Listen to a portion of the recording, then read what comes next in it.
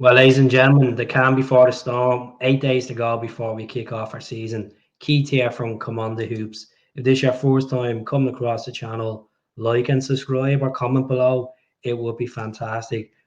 A lot of Celtic fans are getting frustrated, getting angry, getting annoyed at the board because down to the lack of recruitment, down to the lack of spending, down to the lack of ambition. Brendan's happy with the current squad he has, but he wants to improve on that squad. And he's right to. We're going into a Champions League campaign. We're going into defend our title, defend our Scottish Cup, and go for 2 steps higher, which is get out of the Champions League group and also win the League Cup back as well. It's a lot of ambition, but Celtic have the money there to be ambitious. And if the board don't spend within this transfer window to the level of nearly 20 million or 25 million, it just shows that, it's being pocketed for the big boys on the board. Let's talk about Matt O'Reilly. Let's talk about Stephen Welch. Let's talk about Hugo Boam. Talk about Dara OShea. Talk about Greg Taylor's contract situation and the Quogo links as well. If you can subscribe to the channel as well, it would be really appreciated. I do apologize if I'm slurring my words. I got my back tooth taken out a couple of days ago, and I'm still trying to get to the gist of it. So tonight, 9 o'clock kickoff, UK and Irish time. Celtic will play Enzo Maresca, a guy who was linked with the Celtic job before Brendan Rodgers came in. Play them in Indiana in Notre Dame Stadium. It's on Celtic TV. Big game, the final pre-season. We done well against Man City a couple of days ago, and it was fantastic performance by Nicholas Conn on that right flank and Maeda. And you know what? I just see Celtic are going strength to strength. Fantastic finish from Quogo as well. It looks like the Quogo previously. Brendan Rodgers was asked yesterday about the links of Quogo going to Japan, and he said he's seeing a new player over pre-season. He's looking sharper, he's looking fitter, his attitude is fantastic, and that's great to see. Quogo did come out and say that he didn't have the greatest season last season. He was disappointed in his form, and he's hoping to go strength to strength this coming season. Quogo has 4 years left in his Celtic contract. At the end of the day, we all love the guy, but we do need to add ammunition in there. I'm not talking about Adam Ida links to this. Holy was dropped yesterday. He wasn't in the squad yesterday for Norwich's pre-season. Who cares? Yeah, he does want to come to Celtic, but Celtic are not willing to pay the money. Celtic are not willing to be ambitious. So there's no point talking about Adam Ida. I'm sick of talking about Adam Ida. Matt O'Reilly, we're sick of talking about him, but the situation is Atalanta did place a bid last night. Sky sources in Italy and Sky Sports did confirm in the UK that it was a bid of 17 million with additional add-ons and is rejected. This is the third official bid. It's been rejected. Southampton, Liverpool, Atletico Madrid, and other clubs are sniffing around with Matt O'Reilly. Celtic's valuation is 25 million plus add-ons. If no one's going to touch that, good luck. Let him enjoy his football. Move on from it. At the end of the day, he probably does want to go that extra step in his career. He has a couple of years left at Celtic. I'd give him, try keep him for another year or two. It'd be hard. Once an agent's in his ear waffling saying, oh, you can go to this club, you can get 3 times the wage, you can play a better league, but he's not going to get that love and affection and that being adored by fans the way he is at Celtic. And plus he's winning trophies and he's playing the Champions League as well. And plus he'd be playing with his fellow countryman, Kasper Schmeichel, who's still the captain of Denmark. So I think it's all plus for Matt to stay at Celtic. We'll see what happens. If a lucrative offer comes in from Matt O'Reilly of around 30 million, you can't say no. You can't say no to it. With the whole situation with Tierney, we've seen what happened, 10 million, 12 million, and then eventually went up to 25 million, and we let him go in 2019. Jota was ridiculous money from El Ittihad. We let him go. The situation with Stephen Welch, 24 years of age, 3 years left in his Celtic contract.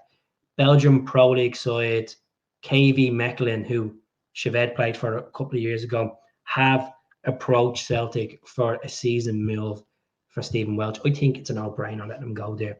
He'll play against his former teammate, that plays for Genk. At the end of the day, Naroski's injury prone.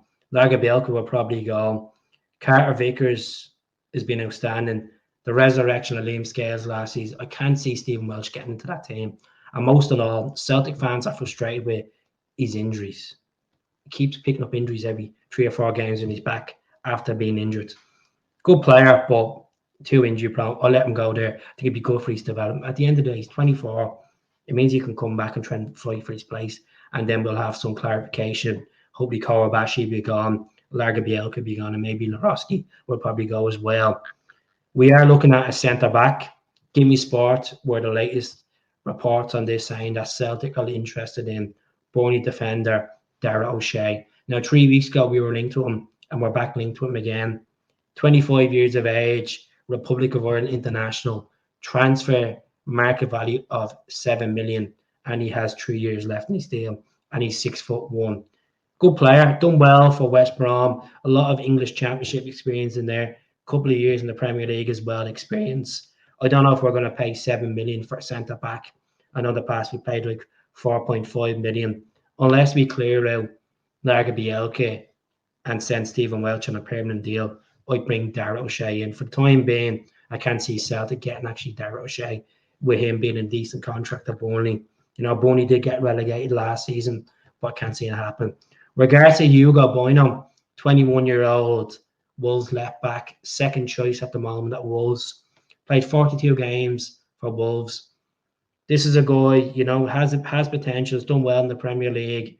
The Spanish under 21, 6'1". Let's be honest here. We have money behind us. We're not skint like other clubs in Glasgow. We should be getting a left back on a permanent deal. A permanent deal. I said the other day I'd like to take him at the club, but look at the bigger knowledge of it. Sorry. Let's look at this. He's 6'1". Yes, his transfer market value is over 9 million. I think it's ridiculous that why should we get a player that's not going to benefit us long term? Yeah, it'll do us that season, but we should learn from the Madamida situation where we get them on loan as no obligation to buy, and we've just been used and they brought success. We want long-term success with these players so we can develop and sell them on. For me, the whole Hugo Boam stuff, no. Even though I said yeah the other day, I had a thought about him bigger on it. I was like, you know what? It's not, what's the point? We have money there. Let's go and spend 6 million on a left back. Let's invest in that department. Regards to Greg Taylor's contract situation, he has 1 year left in his Celtic deal. Brendan Rodgers was asked yesterday in the press conference, and he said that him and his representatives and the player will be sitting down in the future and try to get a deal struck, because he is a fan of Greg Taylor. He thought he has developed on his Celtic career since he came in since 2019. And Taylor has been a grafter for Celtic over the last 3 seasons. You have to give him the credit which is due.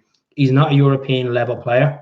Domestically, he's reliable, but we do need to strengthen that position, and we need to go out and give him a new contract and also buy someone in the market that's maybe 4 or 5 million.